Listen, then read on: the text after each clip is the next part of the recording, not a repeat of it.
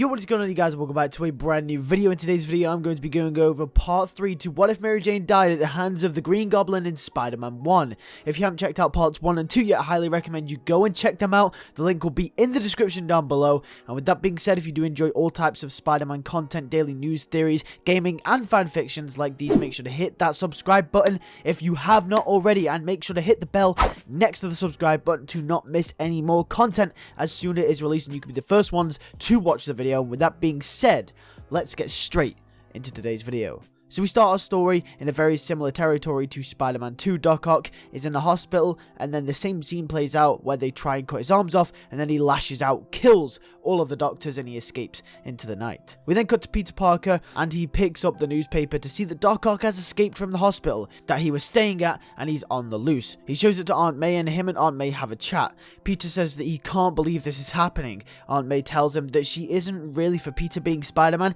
as he could get hurt, but she also agrees with Ben in the sense that great power does come great responsibility. She tells Peter that just because he failed once before doesn't mean he'll fail every time, and that you have to learn to pick yourself up after being defeated, and she tells him that Ben would have said the same thing to him if he was still around today. Peter says that she's right, but he can't, because what if he loses someone else like he lost MJ? And Aunt May replies with, lots more people are going to get hurt and possibly die if no one stops this crazy man from blowing up the city.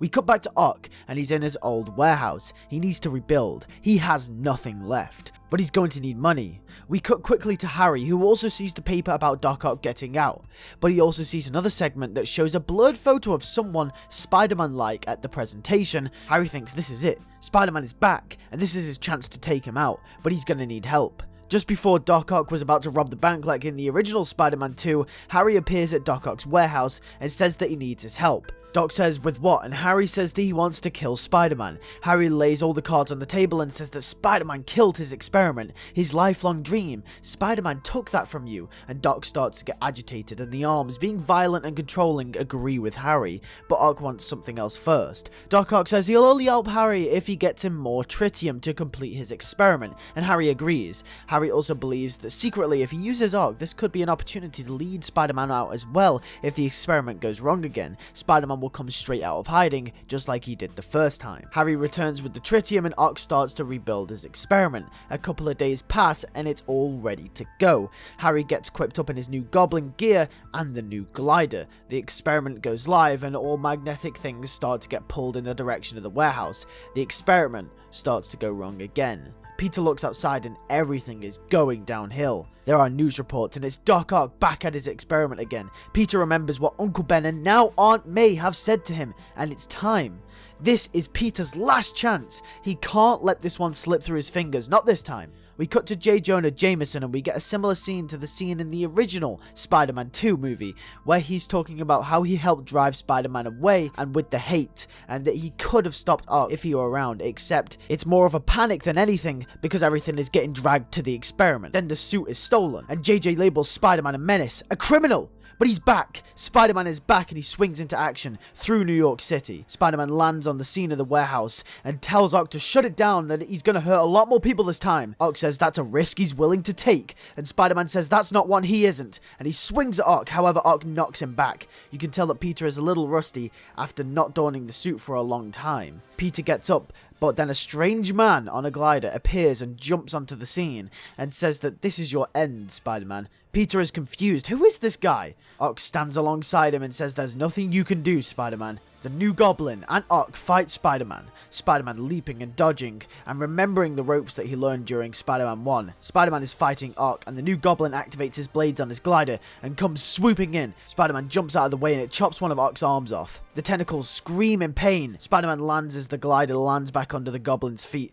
Spider-Man spears the Goblin off his glider, and the glider spins out of control and goes straight into the sunball. Spider-Man punches the Goblin across the face, when Doc Ock grabs Spider-Man and throws him across the room, and he bursts out of the window. Spider-Man attaches his web to the side of the building and swings back in triumphantly. He swing kicks Doc Ock, knocking him out. Then the Goblin attacks Spider-Man. They have a fist fight, hand-to-hand combat.